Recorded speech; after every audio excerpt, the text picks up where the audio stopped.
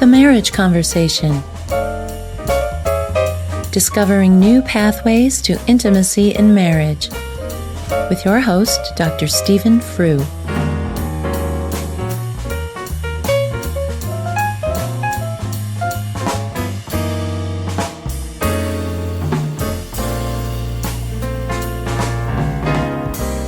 "You're always too busy," she shouted as he stiffly explained why he wouldn't be going to their second grader's open house.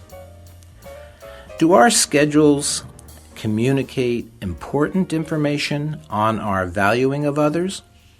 We think they do. This is Stephen Frew. Welcome to the Marriage Conversation.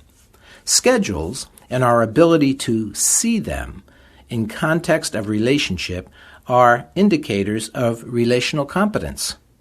That's a kind of a thick sentence. I'll say it again. Schedules and our ability to see them in context of relationships are indicators of relational competence. Schedules live in the responsibility zone.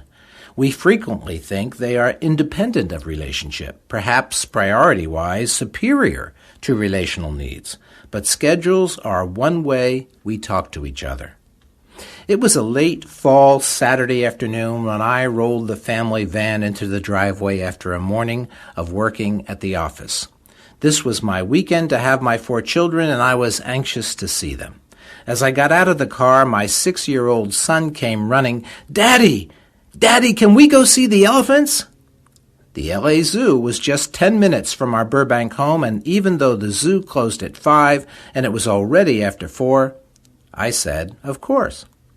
We all scrambled into the van, and soon I was careening through the LA Zoo parking lot on our way to see the elephants. Now I was striding. I'm Swiss German, and we know how to march. I was striding along the asphalt paths which undulated up and down over the hilly outskirts of Griffith Park. The sun was already setting. Time was short. I increased my pace. Looking back at my brood, I saw that they were considerably spaced, and all the way in the rear was my son. He was stopped and kneeling down on the asphalt and calling to me, "Come here, come here." I yelled back, "Come on, we're going to miss the elephants." He insisted. His sisters, one by one, went back to see what he was looking at. Soon, my wife, an artist, was back there as well. My yelling didn't change a thing. I insisted they come. No one moved. Everyone now on their hands and knees, 5 bottoms pointed skyward. In utter frustration, it was almost 5 o'clock. I stormed back. "We're going to miss the elephants," I shouted. But my son, unmoved by my sense of urgency, simply said, "Daddy, look."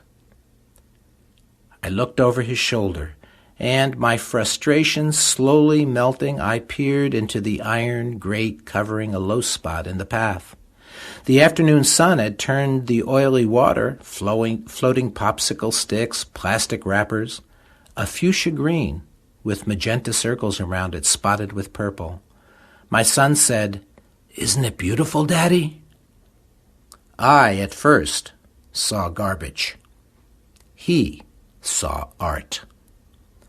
A well-worn cliché says what we see is what we get. Our schedules reflect our agendas. Our agendas are prioritized by what we value, what we see and make most important. Try this. List your values in terms of priority, then list your schedule as it reflects your values. If you are clear and honest, what you'll get is a very nice starting point for an intimate conversation with your partner. And the zoo trip? Well, we didn't get to see the elephants, but we did get to see my son's work of art. Check out themarriageconversation.com. This is Stephen Frew. Thanks for listening.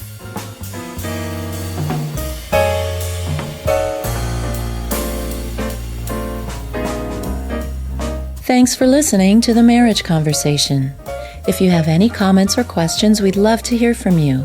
Send your emails to Stephen@marriageconversation.com or leave a comment on the blog at www.marriageconversation.com.